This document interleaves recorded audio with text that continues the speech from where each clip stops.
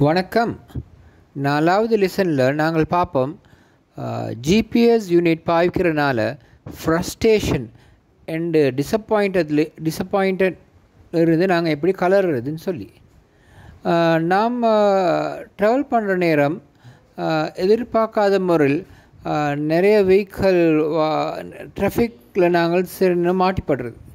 இந்த நேரம் நாம் எங்களோட டைமுக்கு போகிற இடத்துக்கு போக முடியாமல் நாங்கள் ரொம்ப ஃப்ரஸ்ட்ரேஷன் படுறது, தடமாறுறது. அதே மாதிரி அங்கே இருந்து நம்ம எதிர்பார்க்குற மக்களும் என்ன செய்வாங்கன்னு சொன்னால் சம்டைம்ஸ் அவங்களும் ஃப்ரஸ்ட்ரேஷன் பண்ணுவாங்க, டிசப்பாயிண்ட் ஆவாங்க. அப்போ இது சம்டைம்ஸ் எங்களுக்கு ப்ரூஃப் பண்ணுறதுக்கு ஒரு முறை இல்லாமல் இருக்கும், நிரூபிக்கிறது ஒரு முறை இல்லாமல் இருக்கும். அது நமக்கு இந்த ஜிபிஎஸ் டிவைஸ் யூஸ் பண்ணுறதுனால அது மூலமாக அந்த இடத்துல எவ்வளோ ட்ராஃபிக் இருக்குது, நம்ம வேகம் எவ்வளோ ஸ்லோவாக இருக்கின்றன, அதால் எவ்வளோ நேரம் எடுக்கும்னு சொல்லி கம்ப்ளீட் தகவல் எங்கள் யூனிட் பாய்க்கிறதுனால எங்களுக்கு ஈஸியாக எடுக்கலாம். இது மூலமாக நம்ம ட்ராவலிங் டைமை பிளான் பண்ணி கொள்ளலாம்.